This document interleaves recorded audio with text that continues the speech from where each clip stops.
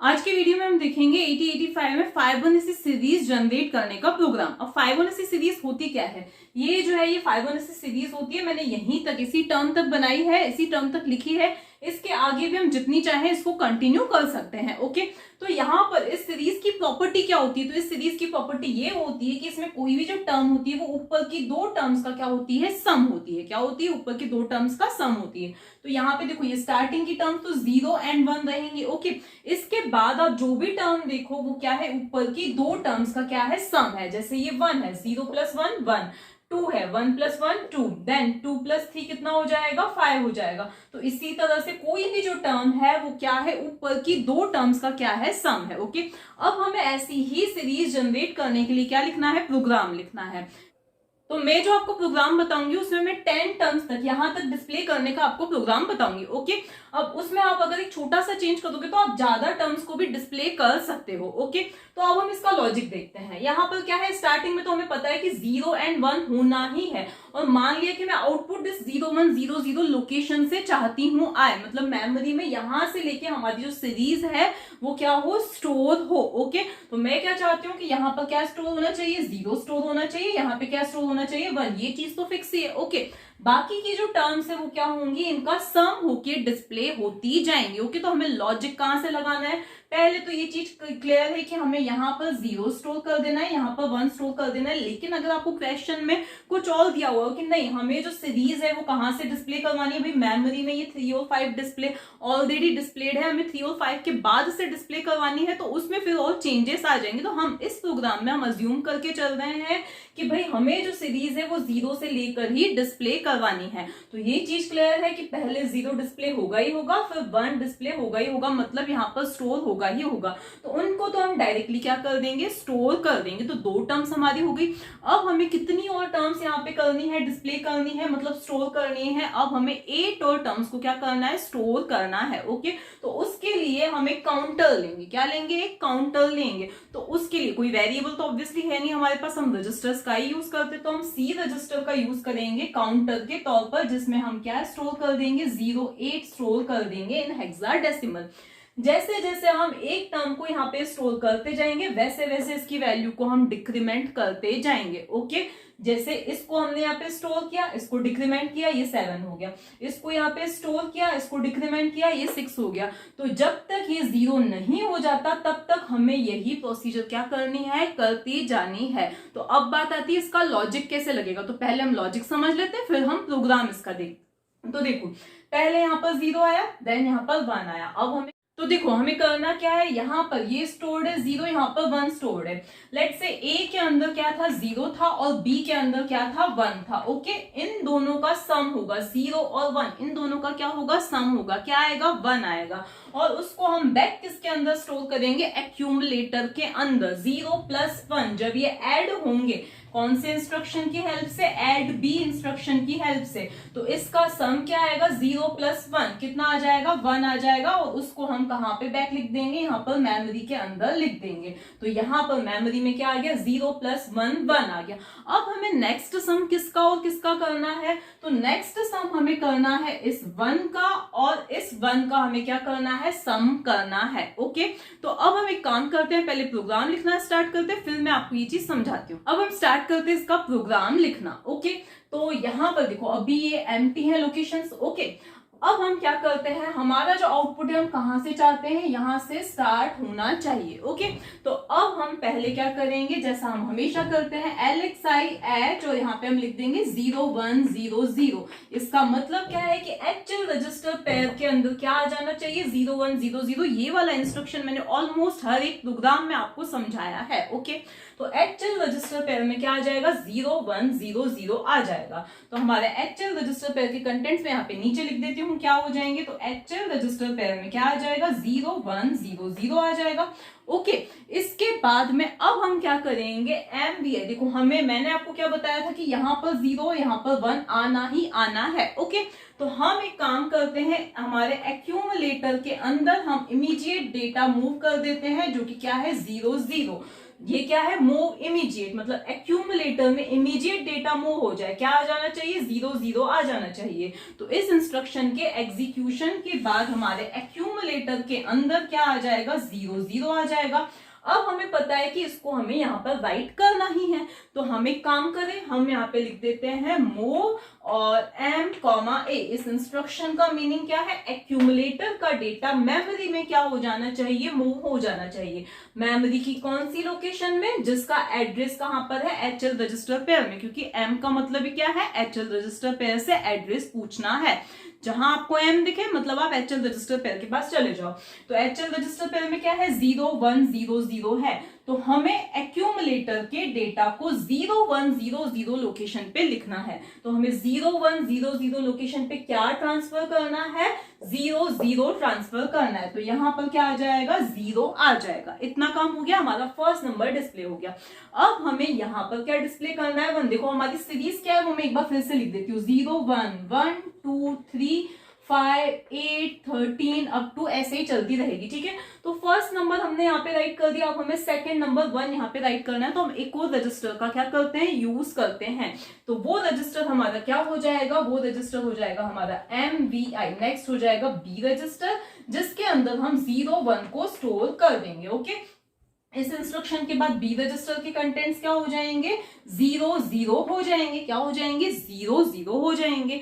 तो अब हमें इस 0 0 को 0 1 हो जाएंगे। तो अब हमें इस 0 1 को कहां पे स्टोर करना है, नेक्स्ट मेमोरी की लोकेशन पे स्टोर करना है। तो पहले हम एक काम करते हैं, इस HL रजिस्टर पेयर को इंक्रीमेंट कर देते हैं। क्यों, क्योंकि अभी HL रजिस्टर पेयर किसको पॉइंट कर रहा है, इसको पॉइंट कर रहा है, हम चाहते हैं वो इसको पॉइंट करे।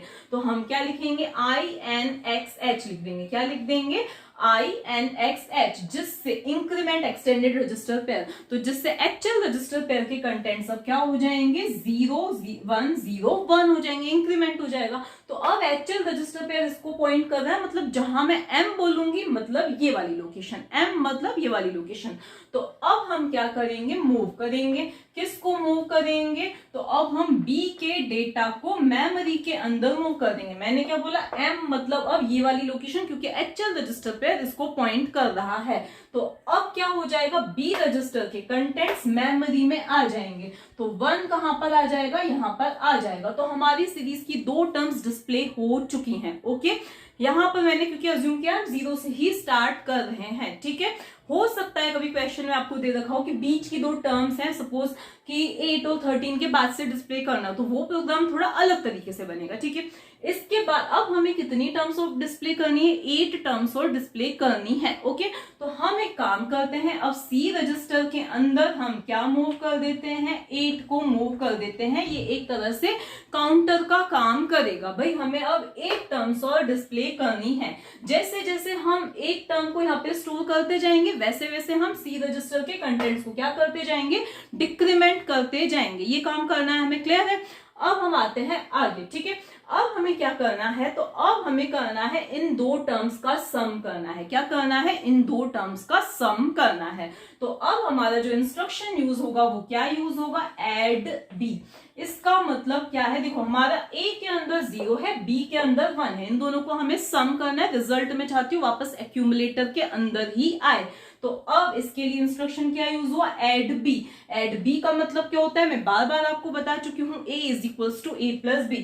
मतलब इसमें हमारा एक ऑपरेंड अंडरस्टूड होता है, एक्यूमुलेटर ही होगा, उसमें हमें B को ऐड करना है और रिजल्ट में चाहती हूँ वापस A में ही आए। ओके, ये चीज आप ध्यान रखना, ये इंस्ट्रक्शन में नहीं लिखना है, मैंने सिर्फ ऐसे ही साइड में लिख दिया कि आप समझ जाओ इसका मीनिंग क्या होता है। तो A और B सम होंगे, दैट इज 0 प्लस 1 कितना आएगा, 1 आएगा, और रिजल्ट वापस किस में जाएगा, एक्यूमुलेटर में ही जाएगा। तो 0 प्लस 1 कितना हुआ, 1, जो कि एक्यूमुलेटर में आ गया। अभी एक्यूमुलेटर में 1 है, B में भी क्या है, 1 है, ये चीज ध्यान रखना। अब एक्यूमुलेटर के कंटेंट्स को मुझे कहां ले जाना है, यहां पर लेके आना है। तो उसके लिए मेरा जो इंस्ट्रक्शन यूज होगा वो कौन सा यूज होगा, मूव, और यहां पर मैं लिख दूंगी M,A।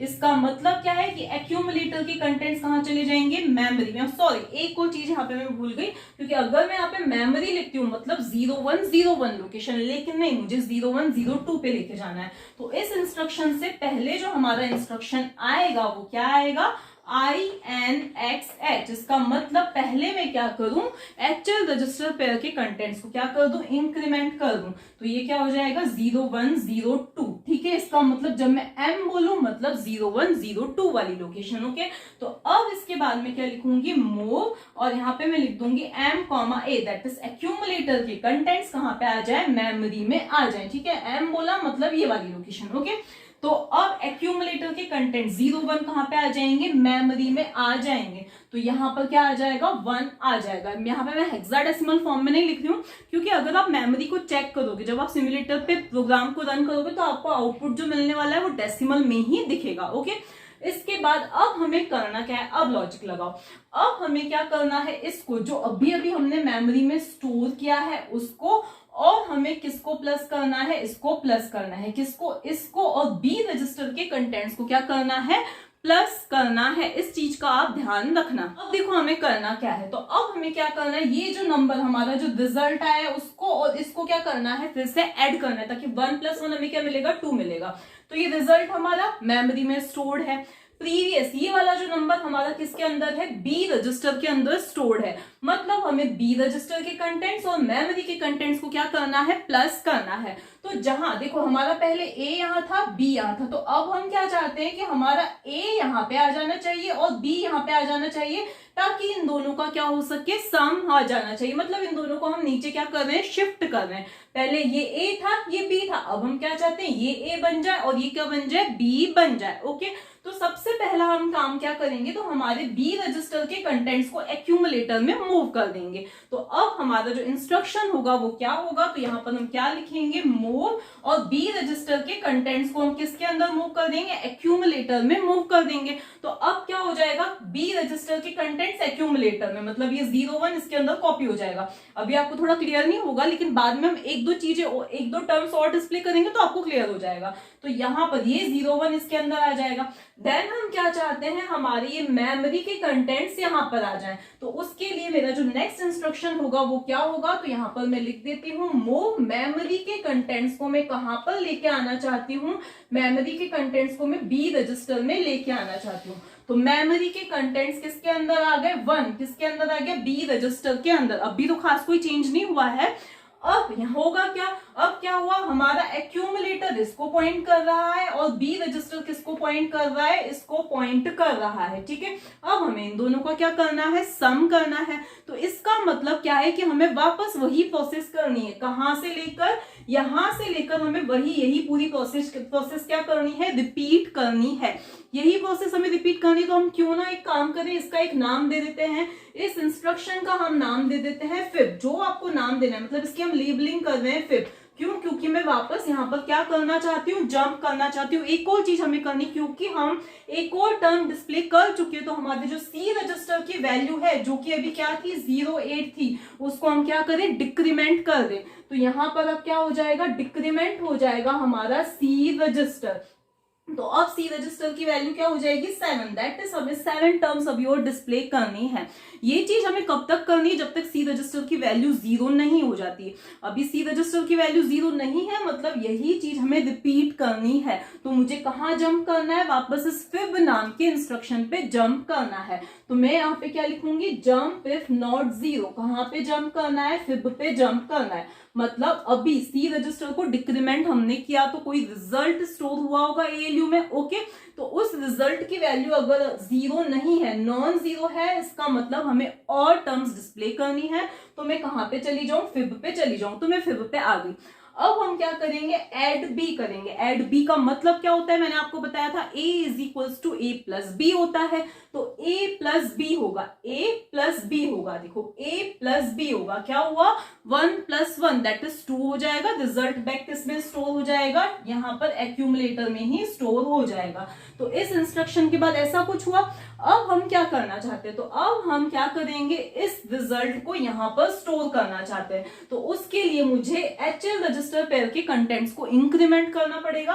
तो HL रजिस्टर पेयर के कंटेंट्स क्या हो जाएंगे, 0103, ताकि हमारी मेमोरी किसको पॉइंट करे, मतलब ये हमारा मेमोरी पॉइंटर है एक तरह से। मतलब मेमोरी कहां पर है, यहां पर है। M बोलूं मतलब 0103 लोकेशन हो जाएगी। ओके, फिर हम क्या करेंगे, एक्यूमुलेटर के कंटेंट्स को मेमोरी में मूव कर देंगे, दैट इज 0 2 को हम यहाँ पर क्या कर देंगे, मूव। तो यहाँ पर क्या आ गया हमारा 2 आ गया, क्या आ जाएगा 2 आ जाएगा। तो देखो हमारी इतनी टर्म्स तो डिस्प्ले हो चुकी हैं।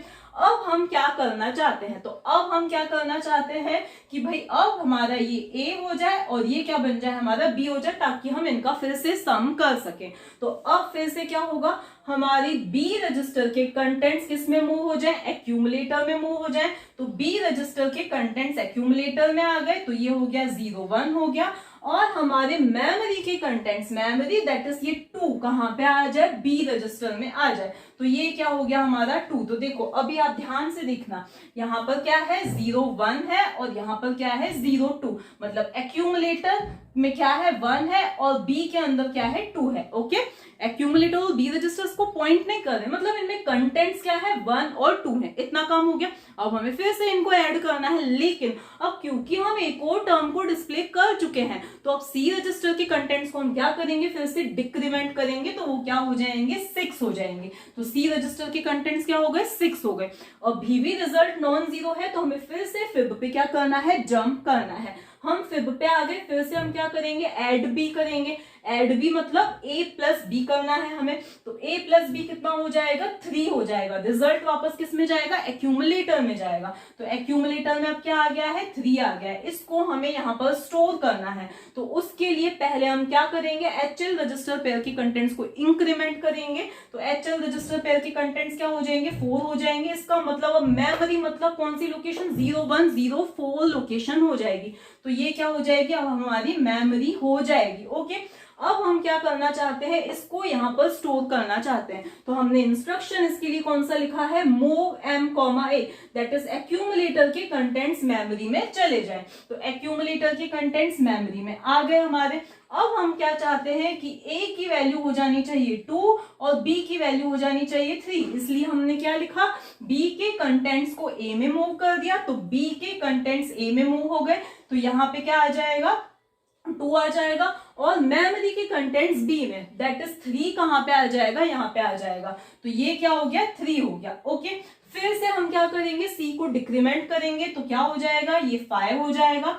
इसके बाद में हम फिर से चेक करेंगे, अभी भी रिजल्ट क्या है, नॉन जीरो है। अभी भी रिजल्ट नॉन जीरो है, इसका मतलब हम फिर से यहाँ पे जाएंगे, ऐड बी करेंगे। इसका मतलब A और B क्या हो जाएंगे, ऐड हो जाएंगे, 2 + 3 5, और रिजल्ट किसके अंदर आ जाएगा, यहाँ पर आ जाएगा। इसको हमें इस लोकेशन पे स्टोर करना है, इसलिए हम फिर से HL रजिस्टर पेयर के कंटेंट्स को क्या करेंगे, इंक्रीमेंट करेंगे। तो ये इंक्रीमेंट होके क्या हो जाएगा 5, मतलब अब मेमोरी हमारी कहां पर है, इस लोकेशन पर है। मेमोरी मतलब 0 1 0 5 लोकेशन। ओके, फिर हम क्या करेंगे, इस एक्यूमुलेटर के कंटेंट्स को हम स्टोर कर देंगे, कहां पर, मेमोरी में। तो 5 कहां पर स्टोर हो जाएगा, मेमोरी में स्टोर हो जाएगा। अब हम क्या चाहते हैं, तो अब हम इसका और इसका सम चाहते हैं। तो अब हम B रजिस्टर के कंटेंट्स को A में मूव करेंगे, तो यहाँ पर क्या आ जाएगा 3 आ जाएगा, और मेमोरी के कंटेंट्स को B में मूव करेंगे, तो यहाँ पर क्या आ जाएगा 5 आ जाएगा। ओके, तो अब हमें क्या करना है, फिर से C को क्या करना है, डिक्रीमेंट करना है। तो C हो गया 4। तो इवेंचुअली देखो यही चीजें डिस्प्ले होती जाएंगी, ठीक है।